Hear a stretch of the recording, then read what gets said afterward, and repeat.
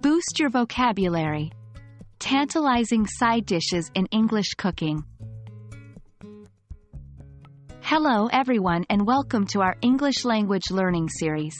Today we're exploring the wonderful world of food and dining. Specifically, we're going to learn about side dishes in English cooking and recipes. We'll dive into the different types of side dishes, how they're used in meals, and some common recipes. So let's whet our appetite and get started. A side dish is a food item that accompanies the main dish of a meal. Side dishes often add flavor, texture, and color to a meal. They can be salads, vegetables, bread, or even some forms of pasta and rice.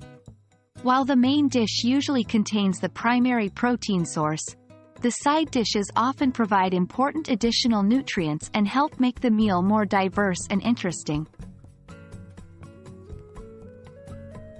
Now, let's go over some of the most common types of side dishes you might come across in English cooking. 1. Salads. A salad is a dish consisting of mixed pieces of food, usually including vegetables or fruits. Common salads include garden salad, Caesar salad, and coleslaw.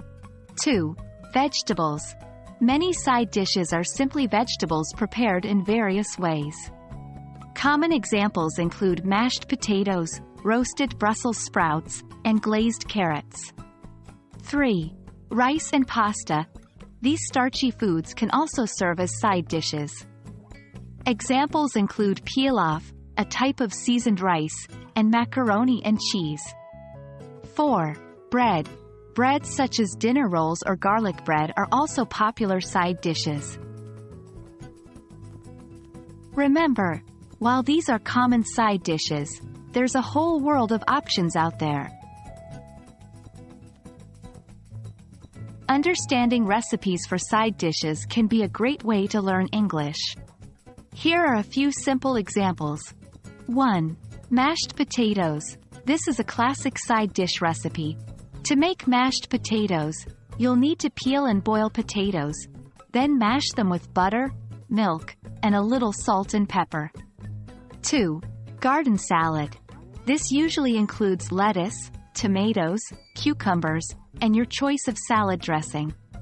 You simply chop the vegetables and toss them together with the dressing. 3. Garlic bread. To make this, you take a loaf of bread, slice it, spread it with a mixture of butter and crushed garlic, and then bake it until it's golden. Don't worry if you didn't catch all of that.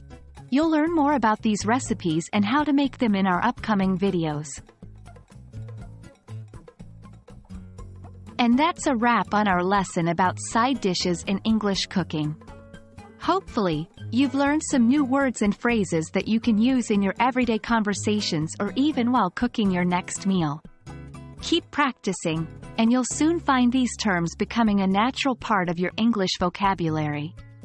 Thank you for joining us today. Stay tuned for our next English language learning video where we'll continue to explore more food-related topics. Until then, keep learning, keep practicing, and bon appétit!